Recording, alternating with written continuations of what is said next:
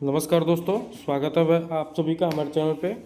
दोस्तों, आज हम बात करेंगे यूपी टेट में आने वाले सबसे इम्पोर्टेंट टॉपिक की विराम चिन्ह। विराम चिन्ह से हमेशा 2 या 3 प्रश्न आते ही आते हैं।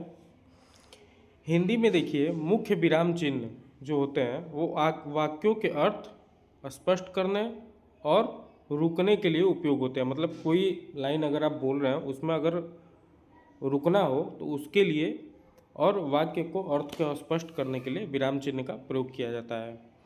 प्रमुख विराम चिन्ह कौन कौन से हैं? पहला है आपका पूर्ण विराम। पूर्ण विराम।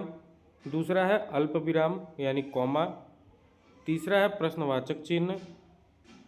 चौथा है विस्मयादि बोधक चिन्ह जो आश्चर्य या भावनाओं के लिए उपयोग किया जाता है।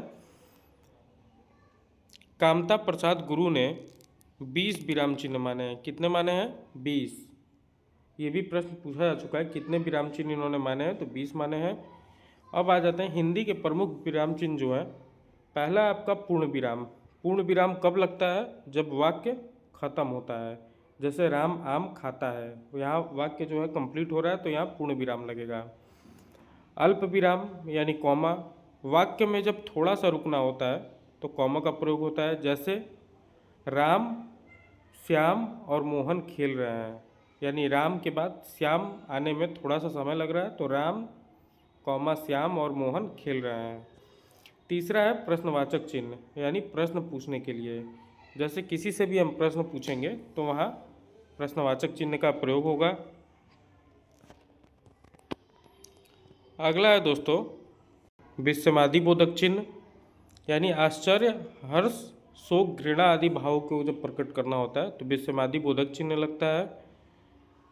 जैसे वाह कितना सुंदर दृश्य है, तो वाह के बाद जो है विस्मयादि बोधक चिन्ह लगा है। अर्ध विराम जो होता है आपका वो डॉट और नीचे कॉमा करके होता है अर्ध विराम। अल्प विराम से अधिक और पूर्ण विराम से कम समय रुकने के लिए जो होता है अर्ध विराम का प्रयोग होता है। उद्धरण चिन्ह जो आप कॉमा करके लिखते हैं, या तो डबल कॉमा होता है नहीं तो सिंगल कॉमा होता है।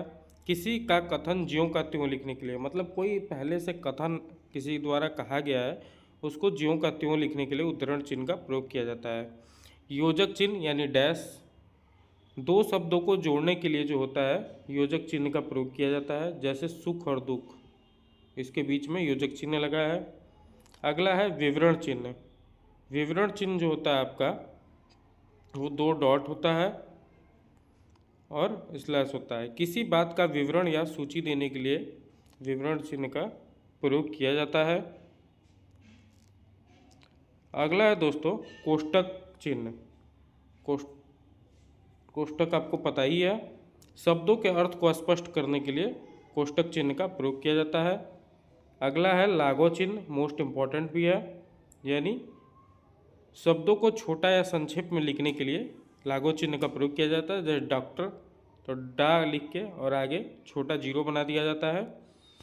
अब आ जाते हैं दोस्तों कुछ महत्वपूर्ण जो है प्रश्न पे। अब यहाँ प्रश्न पूछा गया निम्नलिखित में से निर्देशक चिन्ह कौन सा है? तो निर्देशक चिन्ह यानी योजक चिन्ह, ये डैश यानी डी। अल्प विराम का चिन्ह है तो अल्प विराम जो होता है यानी कॉमा। अगला प्रश्न दोस्तों, निम्नलिखित चिन्हों में से पूर्ण विराम को पहचानिए। सबको पता ही है पूर्ण विराम कौन सा है। अगले प्रश्न पे हम आ जाते हैं। विराम चिन्ह जो है वो प्रयुक्त होता है, तो विराम चिन्ह यानी ये कॉमा और बीच में बराबर का निशान है, ये प्रयोग होता है तुल्यता सूचक में जहाँ तुलना की जाती है। विराम चिन्ह जो है प्रयुक्त होता है, तो विराम चिन्ह जो है संयोजक चिन्ह की जगह पे प्रयुक्त होता है। विराम का अर्थ है ठहरना या रुकना। श्री कामता प्रसाद गुरु जी के अनुसार विराम चिन्हों को किस भाषा से लिया हुआ माना जाता है?